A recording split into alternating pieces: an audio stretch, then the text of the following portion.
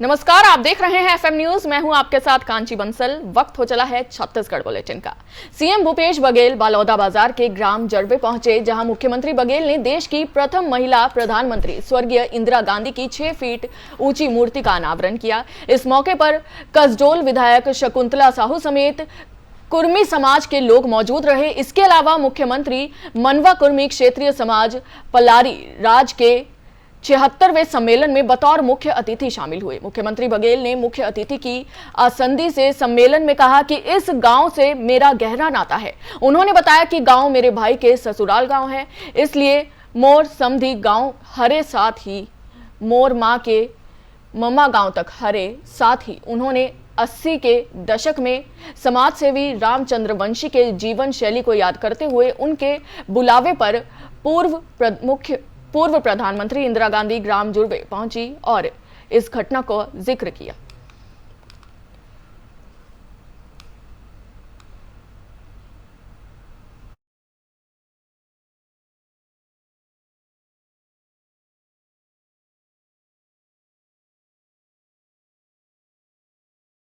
हाँ, स्वतंत्रता संग्राम सेनानी लालू राम जी और आईडी उठाओ ना यार, ऊपर यार सारे गाड़ी उठा दे यार। और यहाँ आने का अवसर मिला। जानवे वैसे 24 रामचंद्र वंशी जी हमारे पूर्व ब्लॉक कांग्रेस कमेटी के अध्यक्ष जो बहुत हमेशा सक्रिय रहते थे, उनका एक कर्म भूमि है, वहाँ आने का अवसर मिला। सामाजिक सम्मेलन का इंदिरा जी यहाँ आई हुई थी, तो उसकी स्मृति में उस मंच में इंदिरा जी की मूर्ति का अनावरण भी किया गया।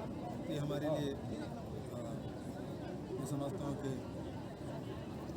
उन स्मृतियों को सहेज कर रखने का काम यहाँ के लोगों ने किया, उन्हें मैं बहुत बधाई देता हूँ। साथ ही समाज में बहुत सामाजिक सम्मेलन का दौर भी चल रहा है, लगातार सामाजिक बैठकों में जा रहे हैं, तो इसमें आज यहाँ भी कुर्मी समाज के अधिवेशन में आया। बहुत सारे बातें हुई, मांग भी बहुत से उठे। विधायक शकुंतला जी ने कलारी के लिए लिंक को एसडीएम कार्यालय और भवन की बात, यहाँ जरवे में जो हायर सेकेंडरी स्कूल है उसके भवन की मांग, यहाँ एक समरसता भवन, ये सब मांग उन्होंने।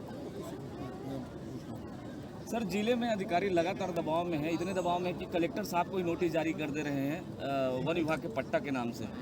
दबाव बेहद एसडीएम द्वारा सर एसडीएम जो है वो कलेक्टर को नोटिस जारी कर रहे, इस तरीके का तनाव है, वो भी सिग्नेचर करके। ऐसे लोगों को क्या संदेश देना चाहिए? मुझे जानकारी नहीं पता। सर, जिले में ओवररेट की समस्या चरम सीमा पर है सर, इसके बारे में क्या कहेंगे? शराब ओवररेट की सर तो हो गया, चलो ट्रेन की तरह से एकदम तेजी से चल रही सर। शराब ओवररेट की समस्या जो है, ओवररेट तो शासकीय दुकान है उसमें वही रेट रहेगा, लेकिन हाँ अब पेट्रोल डीजल रसोई गैस। विद्युत कर्मचारी के धरने में पूर्व मुख्यमंत्री रमन सिंह शामिल हुए। रमन सिंह ने कहा कि संविदा विद्युत कर्मचारी लगातार 24 दिन से आंदोलन कर रहे हैं। इनकी 2 मांगे हैं। पिछली संविदा विद्युत कर्मचारी को रेगुलर किया जाए और दूसरी मांग यह है कि 25 कर्मचारी जिनकी काम करने के दौरान मौत हुई है, उनके परिजनों को अनुकंपा नियुक्त कर दिया जाए। और क्या कुछ कहा रमन सिंह ने, आपको सुनाते हैं। संविदा विद्युत कर्मचारी लगातार 24 दिन से आंदोलनरत हैं। इनकी कोई बड़ी मांग नहीं है। ये 3000 संविदा कर्मचारी लाइनमैन जिन्हें परिचारक कहा जाता है आंदोलन कर रहे हैं। 24 दिन हो गए हैं। इनकी 2 मांग है, इन्हें संविदा कर्मचारियों को रेगुलर किया जाए। दूसरा मांग है जो 25 लोगों की मौत हुई है काम करते समय, उनके परिजनों को अनुकंपा नियुक्ति दिया जाए। 25 कर्मचारियों की मौत हो गई है 2004-05 में, 7-8 में, 10-11 में। लगातार हम लोगों ने इनको रेगुलर किया 2-2 साल के अंतराल में। 16 और 18 में जो नियुक्ति हुई है वो 3000 हैं। ये 3000 की संख्या में पद खाली हैं। उस पद के अगेंस्ट में इनको रेगुलर किया जा सकता है और ये प्रक्रिया कानून है। बोर्ड ने पहले भी तय किया था इन्हें रेगुलर करने के लिए, जानबूझकर इसको डिले किए जा रहे हैं। मैं आज इनके समर्थन में आया हूं और इनके मांग को सरकार तत्काल पूरा करे, यही बात करने आया। कर्मचारियों का जो आंदोलन है, क्या ये सत्ता परिवर्तन का संकेत माना जा सकता है? जिस प्रकार से आक्रोश उबल के आ रहा है, समाज के सभी वर्गों में नाराजगी हो रही है। 1.5 साल बाद जनता इनको सबक सिखाएगी। जितना भी दम दिखा ले, तानाशाही दिखा ले, आतंक दिखा ले, मगर ये आक्रोश जयपुर के डॉक्टर अर्चना शर्मा की ओर से इलाज के दौरान एक युवती की मौत हो गई थी। राजस्थान में उनके खिलाफ 302 का मामला दर्ज कर लिया गया था। नतीजन उन्होंने खुदकुशी कर ली थी। राजधानी रायपुर में भी डॉक्टर रेखा जैन उनके समर्थन में प्रेस कॉन्फ्रेंस कर इस तरह के मामलों पर रोक लगाने की मांग कर रही हैं। राजधानी रायपुर के डॉक्टर भी डॉक्टर अर्चना के समर्थन में अपनी बात कर रहे हैं। साथ ही शासन से ये भी मांग कर रहे हैं कि भविष्य में इस तरह की घटना फिर से ना दोहराई जाए।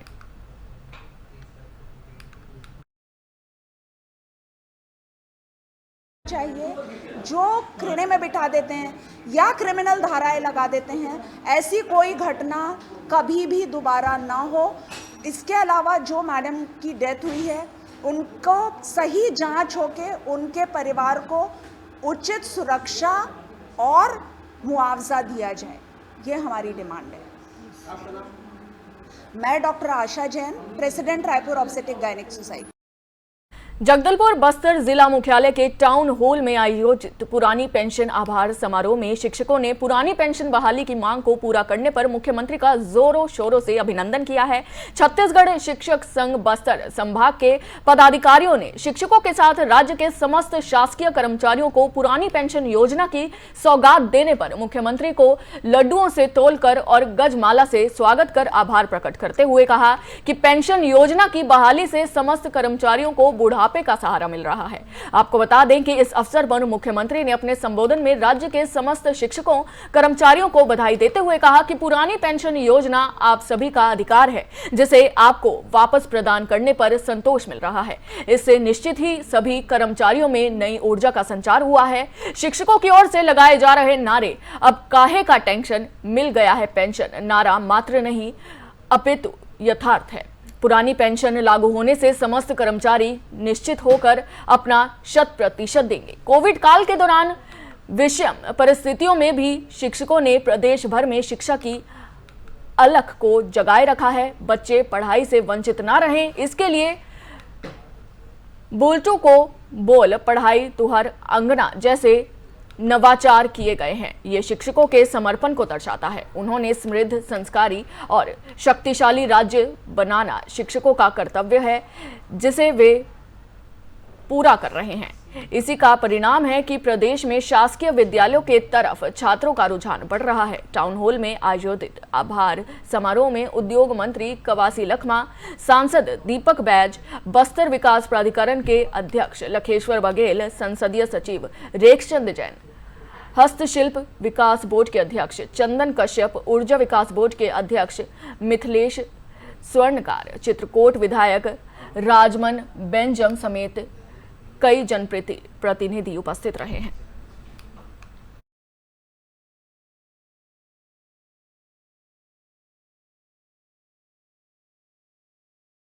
दंतेवाड़ा में मुख्यमंत्री भूपेश बघेल ने चैत्र नवरात्र के अवसर पर दंतेवाड़ा जिले में स्थित प्रसिद्ध बस्तर की आराध्य मां दंतेश्वरी मंदिर में पूजा अर्चना कर हिंदू नववर्ष और चैत्र नवरात्रि की हार्दिक बधाई और शुभकामनाएं दी हैं। मंदिर के अर्चकों ने विधि पूर्वक पूजा अनुष्ठान कराया है। माता रानी के आशीर्वाद से समस्त प्रदेश वासियों के जीवन में सदैव सुख, शांति और समृद्धि बनी रहे, इसकी कामना की है। साथ ही प्रदेश निरंतर विकास के पथ पर अग्रसर हो। सीएम ने ज्योति कलश के दर्शन किए हैं। मंदिर समिति के सदस्यों की ओर से प्रसाद के रूप में तैयार किए गए महुआ लड्डू का स्वाद भी सीएम भूपेश बघेल ने लिया। पूजन के बाद मुख्यमंत्री ने खुद सेवादारों के पास जाकर भोजन परोसा। सेवादारों को धोती, कुर्ता, गमछा और अलग अलग 1100 रुपए भेंट किए हैं। मुख्यमंत्री ने चंद्रखुरी के तर्ज पर ज्योति कलश भवन बनाने की बात भी कही है। इस मौके पर पुजारी विजेंद्र नाथ ठाकुर ने सेवादारों को मानदेय वृद्धि का ज्ञापन मुख्यमंत्री को सौंपा है। इस अवसर पर दंतेवाड़ा प्रभारी मंत्री कवासी लखमा, बस्तर विकास प्राधिकरण अध्यक्ष लखेश्वर बघेल, सांसद दीपक बैज, दंतेवाड़ा विधायक देवती महेंद्र कर्मा समेत कई जनप्रतिनिधि उपस्थित रहे हैं।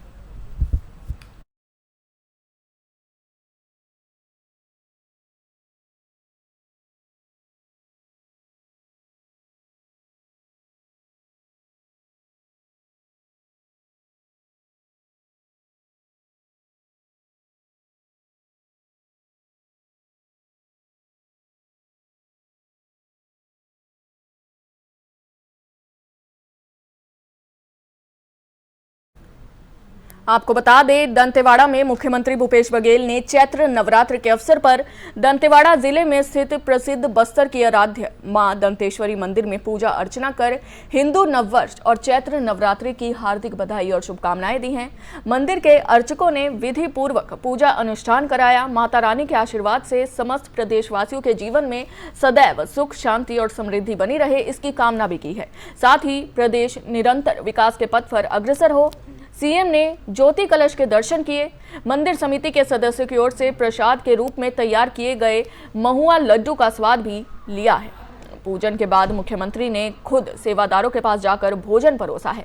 सेवादारों को धोती, कुर्ता, गमछा और प्रत्येक को 1100 रुपए भेंट किए हैं। मुख्यमंत्री ने चंद्रखुरी के तर्ज पर ज्योति कलश भवन बनाने की बात की है।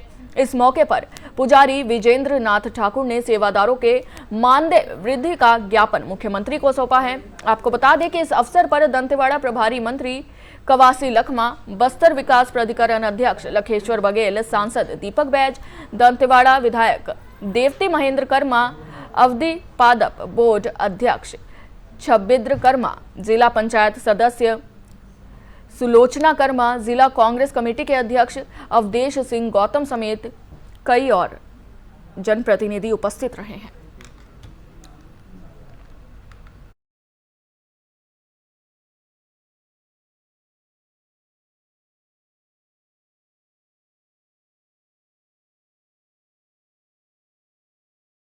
रायगढ़ नगर निगम की तेज तर्रार कांग्रेसी पार्षद संजना शर्मा की आज इलाज के दौरान मौत हो गई है।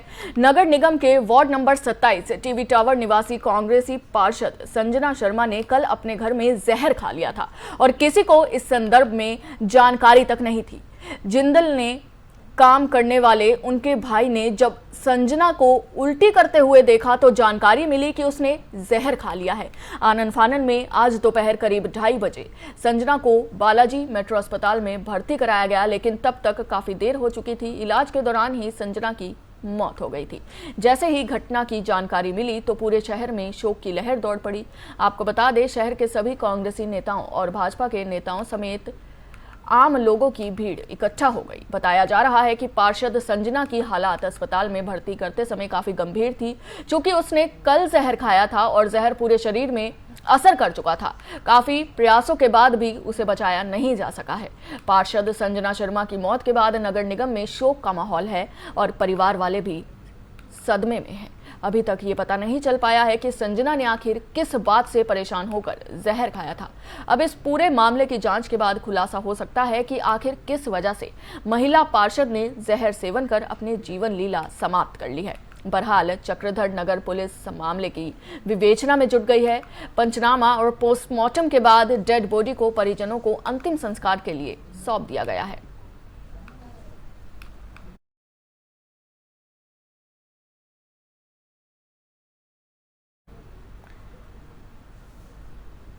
आपको बता दें, कांग्रेसी पार्षद संजना शर्मा ने जहर खा लिया था, जिसके बाद इलाज के दौरान उनकी मौत हो गई थी।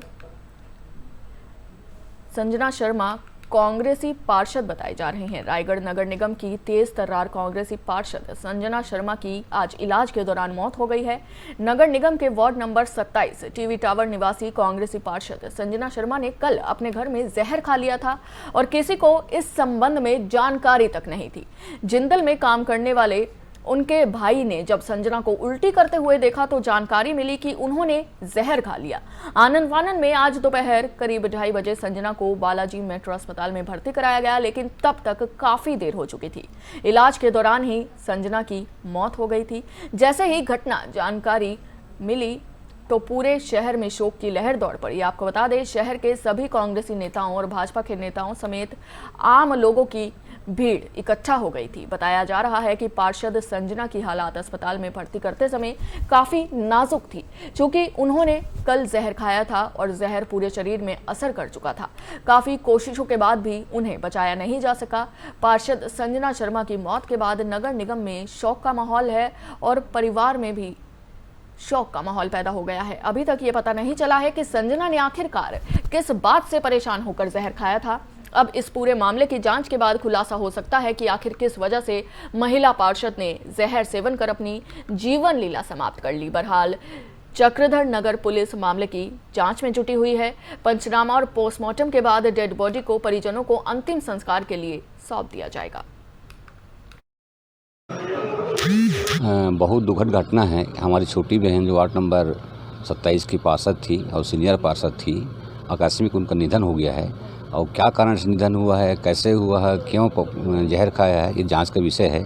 पीएम रिपोर्ट आने के बाद जो भी रिपोर्ट आता है और निष्पक्ष जांच हो कि आखिर कारण क्या है।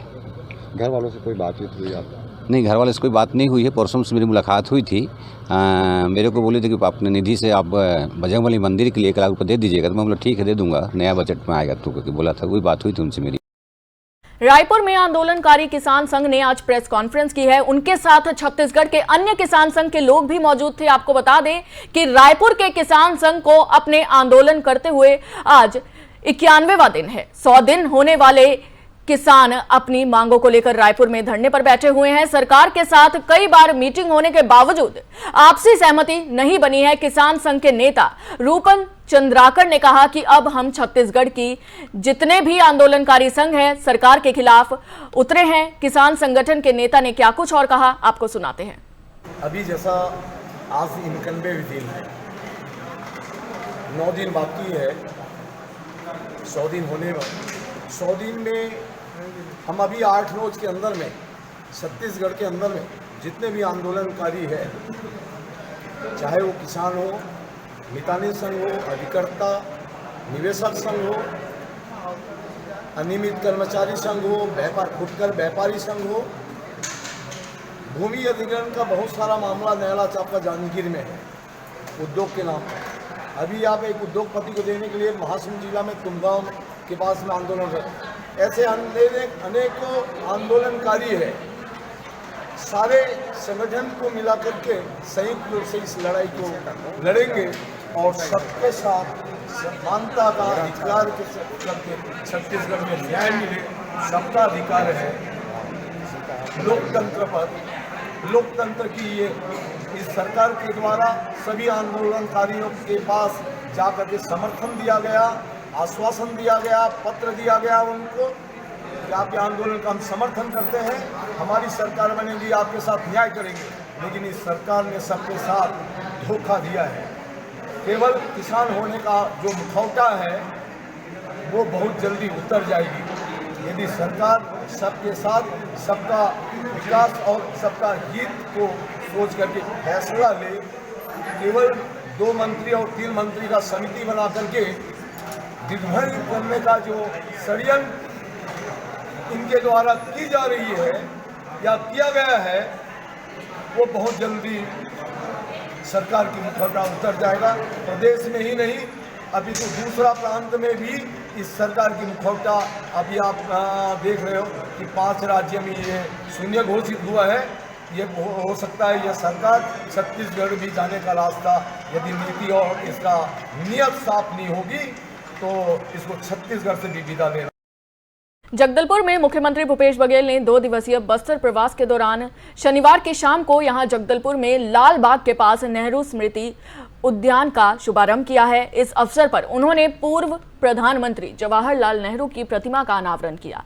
इस अवसर पर उद्योग मंत्री कवासी लखमा, सांसद दीपक बैज, संसदीय सचिव रेखचंद जैन, हस्तशिल्प विकास बोर्ड के अध्यक्ष चंदन कश्यप, अध्यक्ष ऊर्जा विकास बोर्ड के अध्यक्ष मिथिलेश स्वर्णकार, मछुआ कल्याण बोर्ड के अध्यक्ष MR निषाद, महापौर सफीरा साहू, नगर निगम सभापति कविता साहू, कमिश्नर श्याम धावड़े, पुलिस महानिरीक्षक सुंदर राज, मुख्य वन संरक्षक शमो मोहम्मद शाहिद, कलेक्टर रजत बंसल, वरिष्ठ पुलिस अधीक्षक जितेंद्र मीना, जिला पंचायत के मुख्य कार्यपालन अधिकारी रोहित व्यास समेत कई जनप्रतिनिधि उपस्थित रहे।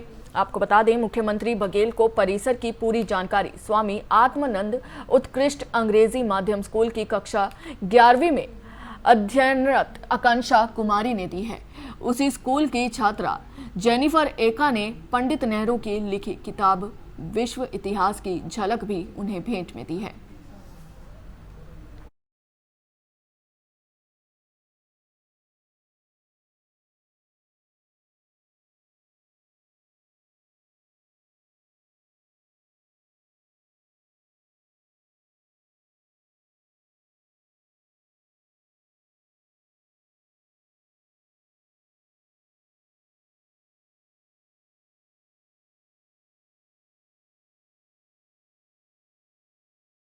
जगदलपुर में मुख्यमंत्री भूपेश बघेल ने 2 दिवसीय बस्तर प्रवास के दौरान शनिवार की शाम को जगदलपुर में लाल बाग के पास नेहरू स्मृति उद्यान का शुभारंभ किया। इस अवसर पर उन्होंने पूर्व प्रधानमंत्री जवाहरलाल नेहरू की प्रतिमा का अनावरण किया। इस अवसर पर उद्योग मंत्री कवासी लखमा, सांसद दीपक बैज, संसदीय सचिव रेखचंद जैन,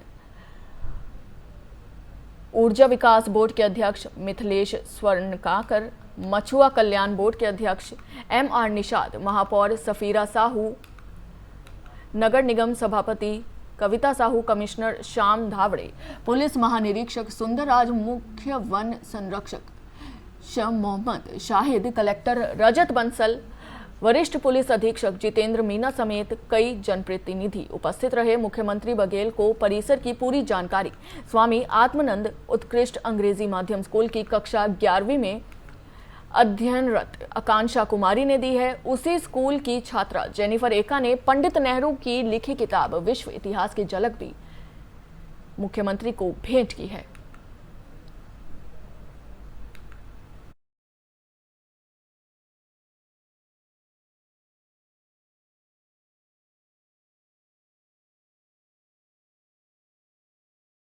बलरामपुर जिले के बाबा बछराज कुंवर धाम में हिंदू नववर्ष के मौके पर राम कथा के आयोजन का आदिवासी समुदाय के विरोध का मामला अब तूल पकड़ता जा रहा है। आदिवासी समुदाय की ओर से राम कथा का विरोध करने पर आयोजन के लिए लगे टेंट पंडाल को प्रशासन ने उखाड़कर फेंक दिया है, जिसके विरोध में आज सैकड़ों की संख्या में हिंदू समुदाय के लोगों ने विरोध प्रदर्शन किया और थाने का घेराव भी किया है। अपनी मान्यता के अनुसार हिंदू धर्म के लोग बाबा बछराज कुंवर पवित्र धाम पर हिंदू नववर्ष के मौके पर राम कथा का आयोजन करना चाहते थे और उसके लिए बाहर से कथावाचक भी आ गए थे और धाम में टेंट पंडाल भी लगा दिया गया था। लेकिन धाम में पूजा करा रहे और वहां रह रहे चेरवा पंडो जनजाति के लोगों ने इसका विरोध शुरू कर दिया और कलेक्टर को ज्ञापन भी सौंप दिया, जिसके बाद जिला प्रशासन की टीम ने कल रात को वहां से राम कथा के लिए लगाए गए टेंट पंडाल को उखड़वा कर फेंक दिया है।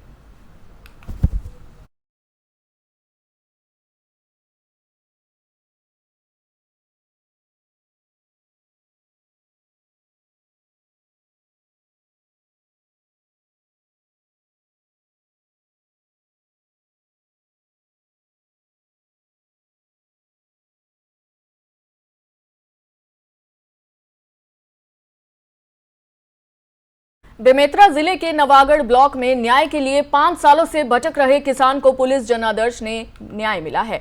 किसान दीना राम की ओर से एक्सिस बैंक बेमेतरा से 5 साल पहले आयसर कंपनी का ट्रैक्टर किसानी के लिए कर्ज पर लिया गया था। किसान ट्रैक्टर की किश्तें भी चुका रहा था। इसी दौरान किसान की आकस्मिक मौत हो जाने के कारण उसकी पत्नी और बेटे पर बैंक के कर्मचारी की ओर से डरा धमकाकर उसका ट्रैक्टर छीन लिया गया और बताया गया कि ट्रैक्टर बैंक ने जब्त कर लिया है, जबकि बैंक कर्मी ने अपने दोस्त डीलर प्रणीस रजक से मिलकर दोनों ने ट्रैक्टर और ट्रॉली अपने पास ही रख ली।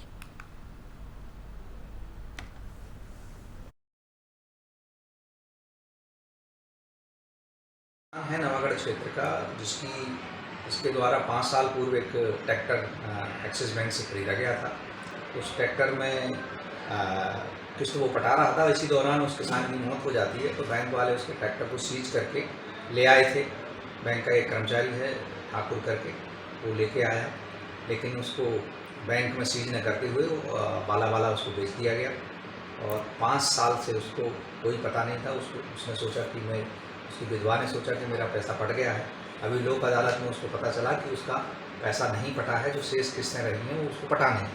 तो उसने कहा कि मेरा ट्रैक्टर आप खींच के ले गए। बैंक वालों ने कहा हम कोई आपका ट्रैक्टर खींच के नहीं ले गए। इस पर से वो यहाँ आई थी तो जांच में पाया गया कि ये ट्रैक्टर इन्होंने खुदबूर करके बेच दिया। सर कौन सी बैंक के मामला था? Axis bank. सर क्या कुछ कार्रवाई हुई सर इसमें? इसमें आरोपी के विरुद्ध धारा 420 का प्रकरण कायम किया गया है और एक आरोपी गिरफ्तार कर लिया है और एक आरोपी भी रिजेक्ट करके फरार है नवागढ़ क्षेत्र। अभी के लिए बस इतना ही। देश और दुनिया की तमाम बड़ी खबरों के लिए देखते रहिए FM न्यूज़। जय हिंद।